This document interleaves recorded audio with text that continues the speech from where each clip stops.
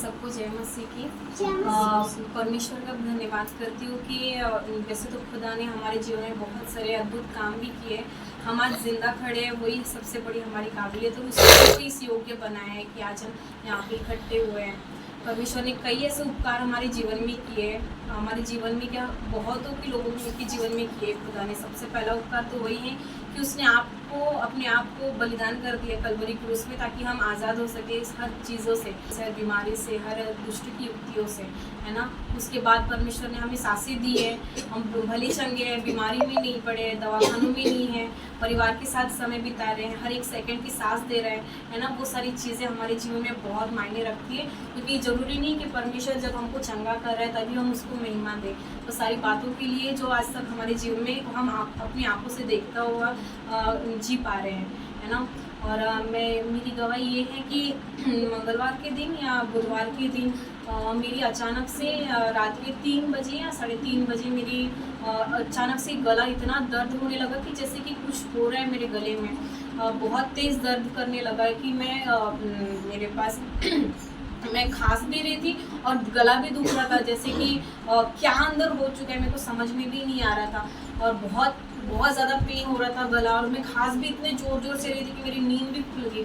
फिर मैं प्रार्थना करने बैठ गई, काफ़ी मैंने प्रार्थना किया खुदा से, और अब गले में हाथ रख के फिर प्रार्थना किया, और पेट में भी हाथ रख के प्रार्थना की कि जो भी प्रॉब्लम है वो दूर हो जाए करके। खुदा से बहुत देर तक प्रार्थना की। जैसे मैं प्रार्थना करके सुई, विदिन अ सेकेंड मिनट में मेरी जो दर्द था वो अपने आप चला गया। जो मेरे को आधे घंटे से परेशान कर रहा था जो दर्द, वो प्रार्थना के तुरंत बाद ही मेरा दर्द चला गया। मैं नींद में थी, इसलिए मैं उठने का मन नहीं था, क्योंकि मैं बहुत गहरी नींद में चली गई थी उस समय पे, और मेरा मन नहीं करना था प्रार्थना के लिए, इसलिए मैं उठी नहीं। अब फिर फाइनली मेरे को उठना ही पड़ा, क्योंकि मेरी खांसी भी इतनी तेज होते जा रही थी। फिर मैं प्रार्थना करने बैठी और प्रार्थना की, विदिन सेकंड में वो दर्द ही चला गया और खांसी बिल्कुल भी चली गई, क्योंकि मेरे को 2 दिन से कंटिन्यू खांसी आ रही थी, पर रात को नहीं आ रही थी और दोपहर में ही आ रही थी, पर उस समय में मेरे को रात को खांसी आई। और मैंने जब प्रार्थना किया ना, वो खांसी 2 दिन से कंटिन्यू थी, वो चली गई। और परमेश्वर का धन्यवाद करते हुए खुदा ने ये काम किया।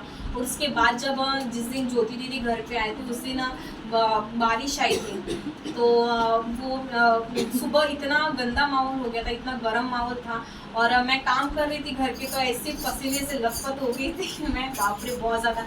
ऐसा लग रहा था कि कोई एसी चालू करके बैठ जाओ, पर बैठ नहीं सकती थी क्योंकि काम पड़े हुए थे मेरे, और टाइम भी हो गया था। तो मैं काम कर रही थी और पसीने मेरे ऊपर से नीचे तक इतनी गीली हो गई थी जैसे कि मैं नहाई हूँ अभी। तो फिर मैं परमेश्वर से प्रार्थना करी थी कि खुदा ये वेदर पूरा नॉर्मल हो जाए, और जो भी इतनी गर्मी चल रही है, उमस वाली गर्मी थी उस समय पे, वो गर्मी बंद हो जाए।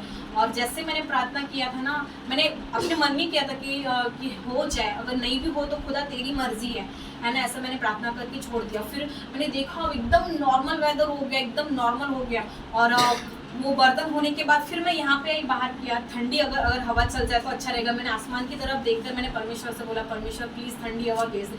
तो जैसे परमेश्वर ने, मैंने प्रार्थना की, वैसे ठंडी हवा ऐसे चलने लगी जैसे कि मैं इसी के सामने बैठी हूँ, और पूरा जो पसीने से मेरे हाथ पैर गीले हुए थे ना, पूरे सूख गए।